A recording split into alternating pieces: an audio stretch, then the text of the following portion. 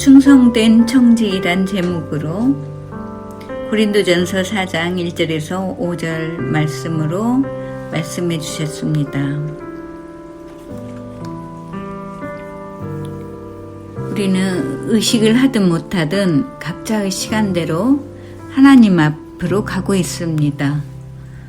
삶의 우선순위를 점검해야 되는 이유가 언제 우리가 하나님 앞에 서게 될지 모르기 때문에 우리는 항상 부름받은 하나님의 백성으로 또 세상으로 파송받은 그리스도의 제자로서의 삶을 살아야 될 것입니다.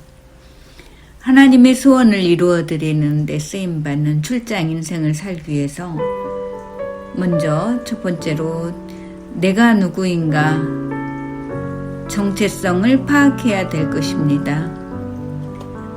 아버지, 어머니라는 정체성 때문에 자녀를 위해서 그 수많은 희생을 치르는 것처럼 내가 누구인지를 알아야 목적 없이 방황하지 않을 수 있습니다. 이사야는 이 백성은 실로 내가 나를 위하여 지었나니 그들이 나의 이름을 찬송하게 하기 위함이라 라고 말씀하셨습니다. 두 번째는 나의 위치를 파악해야 된다 라고 말씀하셨습니다. 하나님은 창조주요 나는 피조물이라는 걸 잊어서는 안 됩니다. 생사와 복, 주권자이신 하나님 그 앞에 우리가 교만해서는 안 된다는 것이죠. 세 번째는 내게 맡겨진 사명이 무엇인가? 우리는 이 땅에 던져진 존재가 아닌 보냄받은 존재라는 것을 깨닫고 그분이 왜 이 땅에 우리를 보내었나 그 목적을 이루어드리는 것이 우리의 사명입니다. 손양원 목사님은 주의 종이라는 위치를 떠나지 않고 그 사명을 알았기에 두 아들의 죽음 앞에서도 감사할 수 있었습니다. 사도 바울 역시 서신서에 빠지지 않고 자신을 소개하는 말 중에 사도요 예수 그리스도의 종이라는 말을 고백하고 있습니다. 이 말이 바로 사도 바울의 정체성을 나타내고 있는 거죠. 1절에 사람이 마땅히 우리를 그리스도의 일꾼이요 하나님의 비밀을 맡은 자로 여길지어다 라고 말씀하고 있습니다. 여기에서 일꾼은 스피리투스라고 노를 젓는 자라는 뜻입니다. 우리가 배너 영화에서 본 것처럼 밖에 볼 수도 없는 상황에 배 밑에 들어가서 명령에 따라 노를 젓다 죽으면 바다에 던져지는 사람이 바로 노를 젓는 자, 바로 그 일꾼을 말하고 있습니다.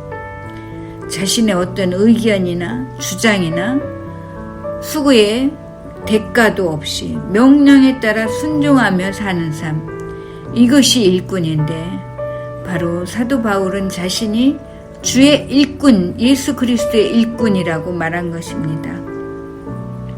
또한 하나님의 비밀을 맡은 자로 여길지어다 라고 말했습니다. 여기서 맡은 자라는 것은 요셉과 같은 청지기를 말합니다. 자율성은 있지만 관리자로서 신분을 떠나지 않는 모습이죠. 우리 그리스도인은 하나님의 일에 성직자로 살아야 됩니다. 하나님의 일이라는 것은 우리에게 맡겨진 모든 일이 그 구별된 하나님의 사람으로서 그 삶의 부분에 맡은 일에 하나님의 일꾼으로 살아야 된다는 것을 말하고 있습니다. 나는 어디까지나 주인을 위해 일하는 사람이라는 그러한 마음으로 우리가 삶의 현장에서 내가 하고 있는 일들을 감당해야 될 것입니다. 2절에 맡은 자들에게 구할 것은 충성이니라 말씀하셨습니다. 우리뿐만 아니라 우리의 자녀들 또한 하나님의 일꾼으로 쓰임받도록 우리가 그들을 기도로 돕고 가르칠 수 있어야 됩니다. 또한 남편과 아내 역시 하나님의 일꾼으로 쓰임받도록 우리가 그를 위해 기도하고 도와줄 사명이 있습니다. 이렇게 우리가 충성하는 삶을 살 때 거기엔 분명히 하나님의 상급이 있음을 알아야 될 것입니다. 우리가 이러한 삶을 살 때 주의해야 될 것은 다른 사람의 평판에 매이지 말라는 것입니다. 다른 사람들이 어떻게 생각하든 사람을 의식하지 말고, 또 두 번째는 자신의 평가 역시 지나치게 의지하지 말고 오직 하나님께서 판단하시는 것만이 중요함을 알아야 됩니다.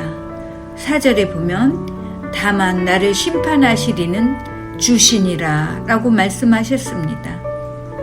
우리가 오늘 이 본문을 보면 선명하게 교훈하는 것은 너는 주님께 충성을 다하라 라는 것입니다. 믿음과 충성은 같은 단어라고 합니다. 믿음이 있다면 반드시 그것은 충성으로 나타나는 것이죠. 예배든 모임이든 헌금이든 봉사든 우리의 삶의 모든 영역에서 우리가 반드시 충성하는 모습이 나타날 때 그는 믿음이 있는 사람이라고 말할 수가 있는 것입니다. 의식하든 하지 못하든 우리는 모두 각자의 속도대로 인생을 살아가고 있습니다. 주님의 때가 이르기 전에 우리는 아무것도 판단하지 말고 주님께서 오시면 모든 것이 드러나게 되고 하나님께로부터 칭찬이 있을 것을 믿고 그 말씀을 붙들고 우리가 온전한 충성된 삶을 결단하고 살아가시기를 간절한 마음으로 오늘도 부탁하셨습니다. 아멘.